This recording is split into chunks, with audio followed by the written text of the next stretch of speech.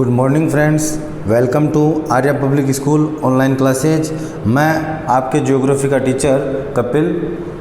हम जनजातियों का अध्ययन कर रहे थे। जनजातियों में सबसे पहले हमने विश्व की दो प्रमुख जनजातियां एस्किमो और बुशमैन का अध्ययन किया था।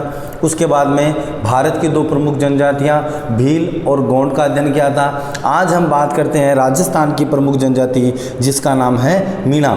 मीणा जनजाति के बारे में हम बात करते हैं जो कि राजस्थान की प्रमुख जनजाति है। आइए, राजस्थान में आदिवासी जनसंख्या की दृष्टि से मीणा जाति का प्रथम स्थान है। राजस्थान की में जो जनजातियां निवास करती है उन जनजातियों में सबसे ज़्यादा जनसंख्या में कौन सी जनजाति है? मीणा जनजाति है। मतलब राजस्थान जनजाति में, राजस्थान की जनजातियों में मीणा जनजाति का सर्वाधिक बाहुल्य है। ये राजस्थान में 1 नंबर पर है। तो राजस्थान में आदिवासी जनसंख्या की दृष्टि से मीणा जाति का प्रथम स्थान है। और इससे पहले हमने जब भील जनजाति पढ़ी थी तो भील जनजाति का राजस्थान में कौन सा स्थान है? दूसरा स्थान है। भील जनजाति का राजस्थान में दूसरा स्थान है और मीणा जनजाति का राजस्थान में कौन सा स्थान है? पहला स्थान है। यह राजस्थान के पूर्वी क्षेत्र में पाई जाती है। मीणा जनजाति राजस्थान के कौन से क्षेत्र में पाई जाती है? पूर्वी क्षेत्र में पाई जाती है। जैसे जयपुर, दौसा, सवाई माधोपुर, करौली, अलवर, टोंक आदि जिलों में ये जनजाति पाई जाती है। तो देखिए आपके सामने राजस्थान का मैप बच्चों। राजस्थान के मैप में मैं आपको बताता हूँ। देखिए सबसे पहले मैंने आपको एक मैप में बताया था, जब किसी भी दिशा के हम ऊपर की ओर जाते हैं तो वो दिशा कौन सी होती है? वो दिशा हमेशा होती है उत्तर। नीचे की ओर जाते हैं तो दिशा कौन सी होती है? दक्षिण। आपके राइट साइड में जाते हैं तो दिशा कौन सी होती है? पूर्व। और लेफ्ट साइड में जाते हैं तो दिशा कौन सी होती है? पश्चिम। तो दोबारा ध्यान देना, जब हम किसी भी दिशा के मैप में ऊपर की ओर जाएंगे तो दिशा कौन सी होगी? उत्तर। नीचे की ओर जाएंगे तो दिशा कौन सी होगी?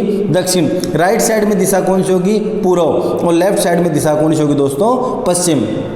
तो इस प्रकार राजस्थान के मैप में ये दिशा का ज्ञान हो गया। तो हम बात करते हैं कि राजस्थान की पूर्वी दिशा कौन सी होगी? राजस्थान की पूर्वी दिशा ये है। राजस्थान का पश्चिमी दिशा कौन सी होगी? राजस्थान की पश्चिमी दिशा ये है। राजस्थान की दक्षिण दिशा ये है और राजस्थान की उत्तरी दिशा ये है। तो मीणा जनजाति राजस्थान की कौन सी दिशा में निवास करती है? मीणा जनजाति राजस्थान के पूर्वी, ये जो पूर्वी क्षेत्र है, राजस्थान के पूर्वी क्षेत्र में मीणा जनजाति निवास करती है। राजस्थान की राजधानी जयपुर। तो ये राजस्थान की राजधानी जयपुर, और जयपुर के पास में आपको पता है, जयपुर के पास में दौसा, दौसा के पास में सवाई माधोपुर, अलवर और करौली, भरतपुर। ये वाला जो पूरा पूर्वी राजस्थान है जिसके अंदर जयपुर, दौसा, सवाई माधोपुर, अलवर, भरतपुर, करौली, टोंक आदि जिले आते हैं। आदि जिलों में कौन सी जनजाति निवास करती है? मीणा जनजाति। तो मीणा जनजाति राजस्थान के कौन से क्षेत्र में निवास करती है? मीणा जनजाति राजस्थान के पूर्वी क्षेत्र में निवास करती है। मीणा जनजाति का राजस्थान में कौन सा स्थान है? प्रथम स्थान है। तो ये तो बात कर ली हमने मीणा जनजाति के क्षेत्र की। जैसा कि आपको मैप में ये ग्रीन कलर वाला जो एरिया दिखाया जा रहा है ना, ग्रीन कलर के आसपास वाला पूर्वी राजस्थान है। जयपुर, टोंक, सवाई माधोपुर, दौसा, ये सारा का सारा बेल्ट ये पूर्वी राजस्थान का है। और यहाँ पे कौन सी जनजाति है? यहाँ पे जनजाति का नाम है दोस्तों कौन सा? यहाँ मीणा। अब देखिए आपकी इस मैप में इसने जो रेड कलर में जो क्षेत्र दे रखा है वो है दक्षिण राजस्थान का। तो हमने बात की थी कि दक्षिण राजस्थान में कौन सी जनजाति निवास करती है जो जनसंख्या की दृष्टि से सर 2 नंबर पर है? भील जनजाति। तो ये वाला जो क्षेत्र है, दक्षिण राजस्थान वाला जो क्षेत्र है, इस क्षेत्र में कौन सी जनजाति निवास करती है? भील जनजाति निवास करती है। जो रेड कलर में आपको दिखा रखा है, तो यहाँ पे कौन सी जनजाति है? भील जनजाति।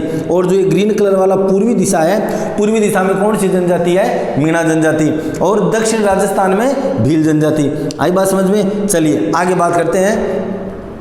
राज्य की सभी जनजातियों में सबसे शिक्षित व संपन्न जनजाति है। दोस्तों राजस्थान में जितनी भी जनजातियां हैं उन सभी जनजातियों में मीणा जनजाति ने सर्वाधिक शिक्षा को प्राप्त किया है। मीणा जनजाति में सर्वाधिक पढ़े लिखे लोग हमें मिलते हैं। अब पढ़े लिखे लोग मिलते हैं तो जिस प्रकार इन्होंने पढ़ाई अच्छी की है तो सरकारी नौकरियों में इनको स्थान अच्छा मिला है, सरकारी नौकरियों में अच्छा स्थान मिला है तो इनके जीवन स्तर अच्छा हुआ है। तो इसलिए मीणा जनजाति राजस्थान में रहने वाली सभी जनजातियों में सबसे ज़्यादा शिक्षित है, और शिक्षित है इसी कारण ये जनजाति क्या है, संपन्न है। संपन्न रहन सहन में ये सभी जनजातियों में सबसे अच्छा इनका रहन सहन है ना। आधुनिक रहन सहन जिसको बोलते हैं वो मीणा जनजाति का है। तो आगे बात करते हैं मीणा जनजाति के बारे में। तो इतना तो पॉइंट आपको अभी तक जो मैंने बताया वो क्लियर हो गया होगा। अभी तक हमें क्या याद रखना है, अभी तक हमें याद रखना है कि मीणा जनजाति का राजस्थान में प्रथम स्थान है। दूसरी बात, मीणा जनजाति राजस्थान के पूर्वी क्षेत्र में पाई जाती है। पूर्वी क्षेत्र के कौन से जिले हैं, जयपुर है, सवाई माधोपुर है, दौसा है, अलवर है, करौली है, टोंक है, ये राजस्थान के पूर्वी जिले हैं। उसके बाद में राजस्थान की सबसे शिक्षित और सबसे संपन्न जनजाति कौन सी है, मीणा जनजाति है। आगे बात करते हैं मीणा जनजाति के बारे में। इनकी उत्पत्ति भगवान विष्णु के प्रथम अवतार मत्स्य अवतार से हुई है। भगवान विष्णु जो हमारे हिंदू धर्म में भगवान है, भगवान विष्णु, उनका जो प्रथम अवतार हुआ था, उनका प्रथम अवतार था मत्स्य अवतार। तो ऐसा कहा जाता है भगवान विष्णु का जो मत्स्य अवतार हुआ था, उन मत्स्य अवतार के ही ये अंश है मीणा जनजाति के लोग जो है, ठीक है। तो भगवान विष्णु के प्रथम अवतार मत्स्य अवतार से ही इनकी उत्पत्ति हुई थी। मत्स्य अवतार से मीणा जनजाति क्या हुई थी दोस्तों, उत्पत्ति हुई थी। इसी कारण पूर्वी राजस्थान को मत्स्य प्रदेश भी कहा जाता है। मतलब जिन क्षेत्रों के अंदर मीणा जनजाति निवास करती है उन क्षेत्रों को मत्स्य प्रदेश भी कहा जाता है। मत्स्य प्रदेश अब आपको पूछा जाए तो कौन सा होगा, पूर्वी राजस्थान वाला क्षेत्र। क्यों होगा मत्स्य प्रदेश, क्योंकि यहाँ पे मीणा जनजाति निवास करती है। तो मीणा जनजाति निवास करती है, तो मीणा की उत्पत्ति कहाँ से हुई है, भगवान विष्णु के प्रथम अवतार मत्स्य अवतार से।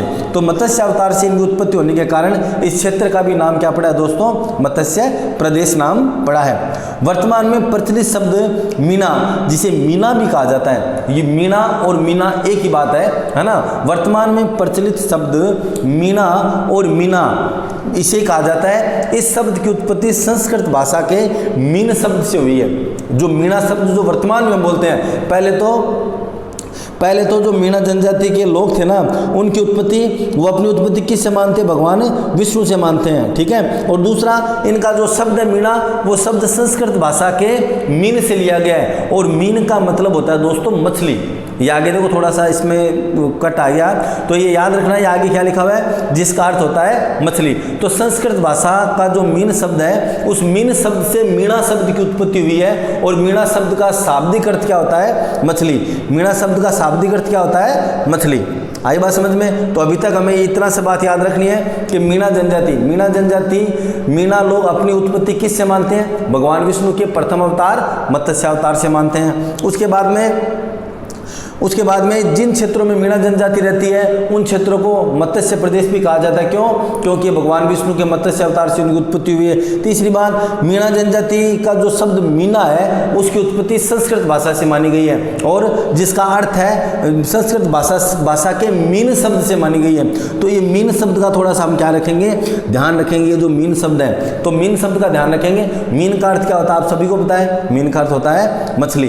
तो मीन शब्द से इसकी उत्पत्ति मानी गई है, तो इसलिए इनको क्या कहा जाता है, मीणा कहा जाता है। आगे बात करते हैं, मीणा जनजाति की सर्वाधिक आबादी जयपुर जिले में है। ध्यान रखेंगे, राजस्थान के किस जिले में मीणा जनजाति की सर्वाधिक आबादी है, राजस्थान की राजधानी जयपुर में। राजस्थान की राजधानी जयपुर में सबसे ज़्यादा किस जनजाति के लोग रहते हैं, मीणा जनजाति के लोग रहते हैं, ठीक है। आगे मीणाओं के दो प्रमुख वर्ग हैं, जमींदार मीणा और चौकीदार मीणा। मीणा जनजाति में बहुत से वर्ग हैं, लेकिन मोटे तौर पर जो मुख्य जो दो वर्ग है वो दो हैं। पहला है जमींदार मीणा और दूसरा है चौकीदार मीणा। इसके अलावा भी राजस्थान की जो मीणा जनजाति है उसके और भी कई मतलब उनके वर्ग हैं, जैसे कि आदिया मीणा, रावत मीणा, है ना, चौथिया मीणा, भील मीणा। भील मीणा भी इनका ही एक वर्ग है, लेकिन वो उनकी जनसंख्या क्या है, कम है।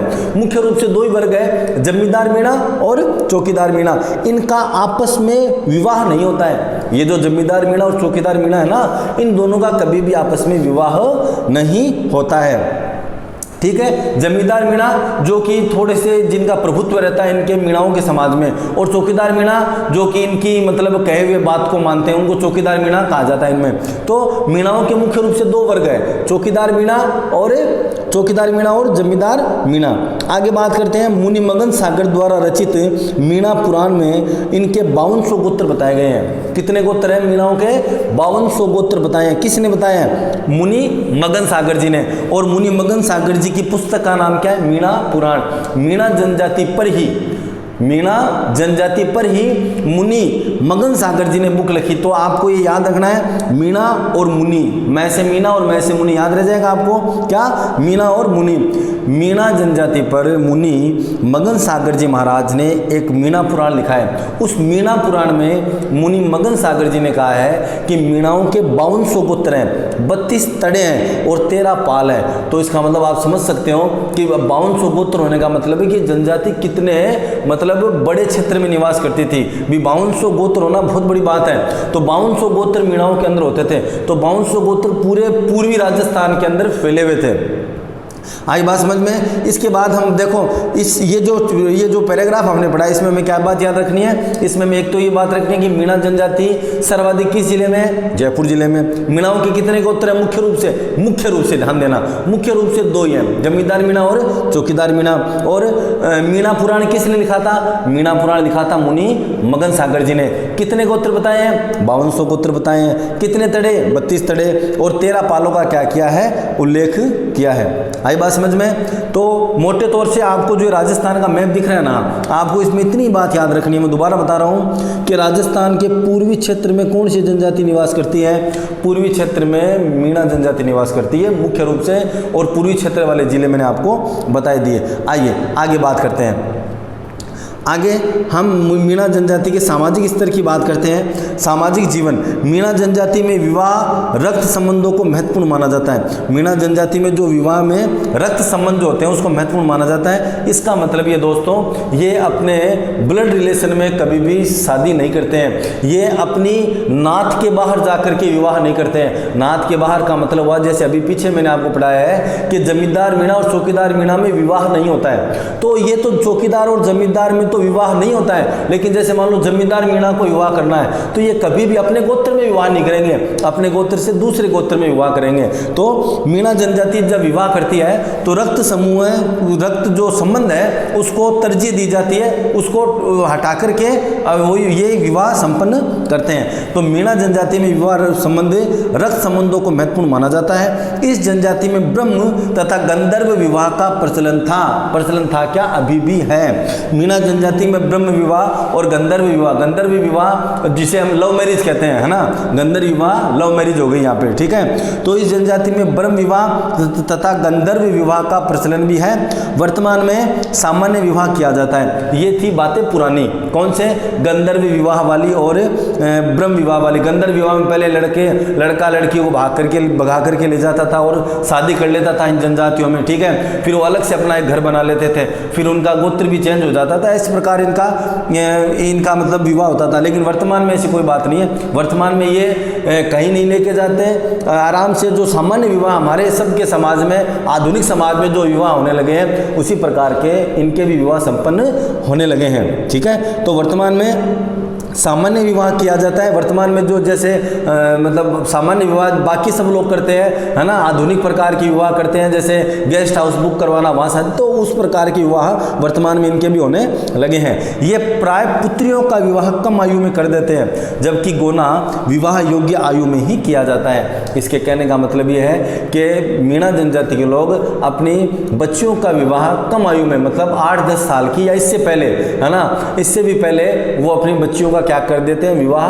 कर देते हैं। विवाह जैसा कि आप फोटो में देख सकते हो, ये छोटे छोटे 2 बच्चे आपको दिखाई दे रहे हैं, इन दोनों का विवाह हो गया, ठीक है। तो एक बार कम उम्र की आयु के अंदर ये बच्चों का विवाह करवा देते हैं। लेकिन गोणा का मतलब है कि जब विवाह के बाद में जो वधू है वो अपने पिता के घर में रहती है, और जब उसकी आयु विवाह योग्य हो जाती है ठीक है, जब उसकी आयु विवाह योग्य हो, जैसे मान लो 8 साल की उम्र में उसकी शादी हुई और जब विवाह योग्य उसकी उम्र मान लो 18, 20, 22, जब भी उनके घर वालों लगता है तब उसका गौणा कर दिया जाता है। गौणे का मतलब अपने पिता के घर को छोड़ करके जो है वो अपने ससुराल चली जाती है। ठीक है, आई बात समझ में। तो ये प्राय पुत्रियों का विवाह कम आयु में कर देते हैं, जबकि गौणा जो है वो विवाह योग्य आयु में ही किया जाता है। ठीक है, इसके बाद हम बात करते हैं मीणा जनजाति में। ये देखिए, मीणा जनजाति में इस समुदाय में संयुक्त परिवार प्रथा व पितृसत्तात्मक समाज होते हैं। मतलब इसके कहने का मतलब है इस परिवार में, समुदाय में, मतलब जैसे मान लो किसी पिता के 4 संतानें हैं तो चारों संतान पिता की एक ही घर में निवास करती है, इसे बोला जाता है संयुक्त परिवार। तो मीणा जनजाति में संयुक्त परिवार होता है और जो इनका समाज होता है वो पितृसत्तात्मक होता है। पहले भी अपन पितृसत्तात्मक की बात कर चुके हैं, जहाँ पे घर का मुखिया कौन होता है? पिता होता है। ठीक है, तो जैसे आप फोटो में देख सकते हो मीणा समुदाय में ये वाली जो फोटो है, इस फोटो के अंदर पूरा का पूरा संयुक्त परिवार है इनका, है ना। दोनों फोटो में आपको और दोनों फोटो में आप देख सकते हैं। ठीक है, आगे मीणा जनजाति में आगे हम बात करते हैं इनके सामाजिक जीवन स्तर की। इनके सामाजिक स्तर में पंचायत का महत्वपूर्ण स्थान होता है, मतलब ये पंचायतों को महत्वपूर्ण स्थान देते हैं और मुख्य रूप से इनकी 4 पंचायतें होती हैं। मुख्य रूप से कितनी पंचायतें होती हैं? 4 पंचायतें होती हैं। पहली ग्राम पंचायत, दूसरी गोत्र पंचायत, तीसरी क्षेत्रीय पंचायत और चौथी 84 पंचायत। ठीक है, मीणाओं में मुख्य रूप से कितनी पंचायत होती है? मीणाओं में दोस्तों मुख्य रूप से 4 पंचायत होती है और सबसे बड़ी जो पंचायत है वो 84 पंचायत है। सबसे बड़ी पंचायत कौन सी है दोस्तों? 84 पंचायत। मीणाओं में कितनी पंचायतें हैं? 4। सबसे बड़ी पंचायत का नाम बताइए? 84 पंचायत। सामाजिक झगड़ों, नाता विवाह, तलाक, मोसर, चरित्रहीनता, ऋण आदि सभी का निपटारा पंचायत ही करती है। जैसे हमारे कोई किसी प्रकार का कोई लड़ाई झगड़ा, तलाक, मोसर, है ना, ये किसी प्रकार के को काम होते हैं तो हम कोर्ट में जाते हैं, पंचायतों में नहीं जाते हैं। लेकिन मीणा जनजाति में क्या है, ये पंचायतों में जाते हैं और पंचायत जो फैसला करती है उस फैसले को सभी को मानना होता है। तो पंचायतों के 4 स्तर हो गए, कौन कौन से? ग्राम, गांव के अंदर, गोत्र परिवार के अंदर, क्षेत्रीय 1 या 2, 3 गाँव का मिला करके और चौथा 84, मतलब खूब सारे गाँव का मिला करके। तो 4 पंचायतें हैं और सबसे बड़ी पंचायत कौन सी है? 84 पंचायत। पंचायत समाज में अगर कोई झगड़ा हो गया तो उसे निपटाने का काम कौन करेगी? पंचायत करेगी। नाता विवाह मतलब किसी स्त्री का पैसा दे करके जो विवाह किया जाता है, भगा करके ले जाके जो विवाह होता है, उसमें जो विवाद उत्पन्न होता है वो विवाह का उस फैसला कौन करती है? पंचायत करती है। किसी को तलाक लेना है तो तलाक लेने का फैसला पंचायत करेगी। मोसर, मरने के बाद में क्या करना है, कैसे मतलब वो कैसे इनका दफन करना है, कैसे क्या करना है, वो सारा मोसर का काम भी कौन करती है? पंचायत करती है। चरित्रहीनता को भी कैसे सिद्ध किया जाएगा, है ना, इसको काम भी कौन करती है? पंचायतें करती है। किसी ने ऋण ले लिया, है ना, ऋण वापस नहीं दे रहा या ऋण दे दिया वो मान नहीं रहा, तो सभी प्रकार के जो झगड़े हैं जो कि हमारे भी समाज में होते हैं, तो हम लोग कोर्ट की शरण में जाते हैं और ये लोग अपने पंचायतों की शरण में जाते हैं। कौन सी जनजाति के लोग दोस्तों? मीणा जनजाति के लोग। टोटल कितनी पंचायतें? 4। सबसे बड़ी कौन सी पंचायत है? 84।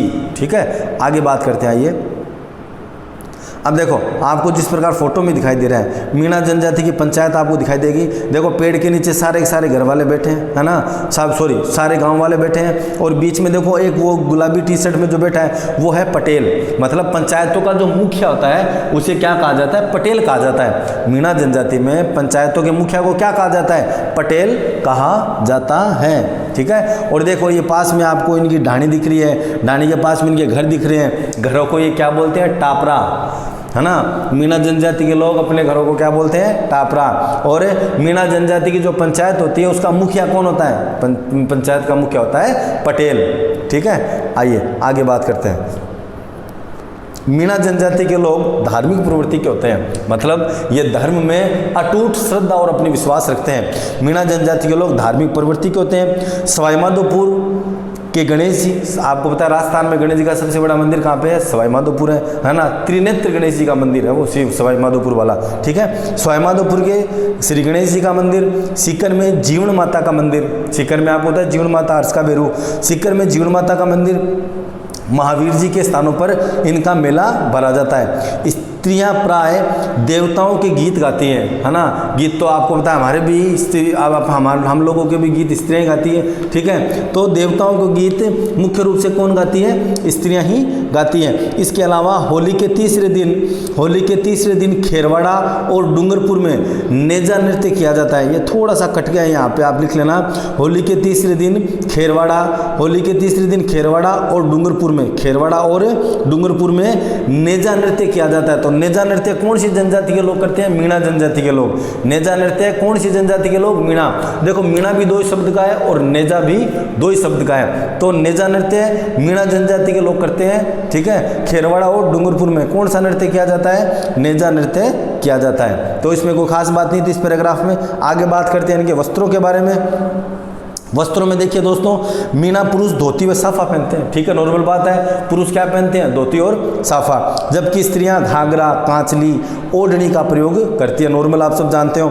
स्त्रियां में पुरुष दोनों ही गोदना गुदवाते हैं। गोदने का मतलब ये हो गया दोस्तों टैटू। हम वर्तमान में जिसको टैटू बोलते हैं ना, टैटू बनवाना हाथ पे, है ना, अपनी गर्दन पे जो टैटू बनवाते हैं, ये तो हम तो आज हमारे मतलब हम बनाने लगे हैं, युवा पीढ़ी जो है। लेकिन ये तो आदिवासी लोग तो मतलब आदिकाल से बनाते आ रहे हैं। इनको तो उस समय से शौक था टैटू बनाने का। तो गोदना मतलब हाथ पे किसी का नाम लिखवाना, है ना, कोई मंत्र लिखवाना, जो कुछ भी जिनकी जो कोई कार्टून बनवा लेना, जो जिस चीज की भी जो इच्छा है वो बनवा सकते हैं। तो स्त्रियां और पुरुष दोनों ही अपने शरीर पर क्या गुदवाती है? गोदना गुदवाती है। जो काला काला जो हाथ पे होता है, जो लिखा हुआ, वो गोदना होता है, ठीक है। तो स्त्रियां और पुरुष तो दोनों अपने शरीर पर गोदना गुदवाते हैं। ये लोग शकुन को गंभीरता से लेते हैं। मतलब जब ये कोई भी शुभ कार्य करते हैं, चाहे विवाह करते हो, चाहे किसी बच्चे का नामकरण करते हो, है ना, कोई भी जब इनके घर में कोई मेहमान आने वाला हो, कोई भी शुभ कार्य जब इनके घर में किया जाता है, तो सगुन अच्छा होना चाहिए। ये सगुन पर विशेष ध्यान देते हैं। तो ये नॉर्मल बात थी मीणा जनजाति के बारे में। अब देखो, सरकारी सेवा में आरक्षण के कारण वर्तमान में इनकी सामाजिक व आर्थिक स्थिति बहुत ही सुदृढ़ हुई है। आपको पता है कि मीणा जनजाति, है ना, एसटी शेड्यूल्ड ट्राइब्स, है ना, ट्राइब्स मतलब हो गया जनजाति। तो एसटी में एसटी के अंदर ही आते हैं। तो इनको सर्वाधिक आरक्षण भारत सरकार ने दे रखा है जनजातियों को। लेकिन जितनी भी जनजातियां हैं, वो बाकी तो जनजातियों ने अपने मतलब शिक्षा का स्तर नहीं बढ़ाया। मीणाओं ने दोस्तों अपनी शिक्षा का स्तर बहुत अच्छा बढ़ाया और इन्होंने सरकारी सेवाओं में बड़े बड़े पदों पर वर्तमान में ये विराजमान है। रेलवे ले लो, आईएएस के इंडियन एडमिनिस्ट्रेटिव सर्विस ले लो, आईपीएस ले लो, जितने भी बड़े बड़े भारत सरकार के जितने भी पद है, राजस्थान सरकार में जितने भी पद है, सब बड़े बड़े पदों पर आपको मीणा जनजाति के लोग मिलेंगे। क्यों? क्योंकि इन्होंने शिक्षा प्राप्त करके अपने सामाजिक स्तर को, अपने सामाजिक जीवन को सुधारा है। तो इसलिए वर्तमान में ये सरकारी सेवाओं में इनका महत्वपूर्ण स्थान है और इसी कारण इनकी आर्थिक स्थिति बहुत अच्छी हुई है। मतलब वर्तमान में इनके पास खूब अच्छा पैसा है। तो सरकारी सेवाओं में आरक्षण के कारण वर्तमान में इनकी सामाजिक व आर्थिक स्थिति बहुत ही सुदृढ़ हुई है। आरक्षण सुविधा का सबसे अधिक लाभ मीणा जनजाति ने प्राप्त किया है। जो आरक्षण एसटी वर्ग में सभी जनजातियों को मिला था, उन सभी जनजातियों में सबसे ज़्यादा लाभ अगर किसी जनजाति ने प्राप्त किया है तो उस जनजाति का नाम है मीणा जनजाति। राजकीय सेवाओं में, है ना, जितनी भी प्रशासनिक सेवाएं हैं, पुलिस सेवा है, प्रशासन है, सेना के अंदर, डॉक्टर में, सभी प्रकार के अंदर सभी प्रकार की सेवाओं में मीणा जनजाति के लोगों का प्रमुख स्थान है। ठीक है, आई बात समझ में। राजकीय सेवाओं में पुलिस, प्रशासन, सेना, डॉक्टर, शिक्षक वर्ग आदि सभी में अपनी ये सेवाएं दे रहे हैं। ठीक है, तो आज हमारा ये छोटा सा टॉपिक था राजस्थान की जनजातियों में मीणा जनजाति के बारे में हमने अध्ययन किया। इसके बाद हम अध्ययन करेंगे गरासिया, दामोर, है ना, सहरिया आदि जनजाति के बारे में। Thank you.